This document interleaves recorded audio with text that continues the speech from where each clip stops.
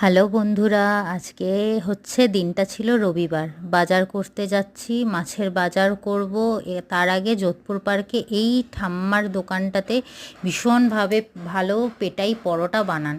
তো সেই পেটাই পরোটা খেতেই চলে এসেছি। এটা ঘুগনি দিয়ে দিয়েছিল। এই দেখো, আমাদের দুজনেরই জন্যই নিয়ে নিয়েছিলাম, তারপরে খেয়েও নিলাম। আর ভীষণ সুন্দর বানায়। তারপরে চলে এসেছিলাম মাছের বাজারে, এটা যোধপুর পার্কেই। তারপরে রবিবার যেহেতু চিকেন তো হতেই হবে, তারপরে একটু ডাবের জল খেয়ে নিচ্ছিলাম, কারণ ভীষণ গরম পড়েছিল। এটা যেহেতু রবিবার, তাই সেদিন আর কোনো বৃষ্টি হয়নি।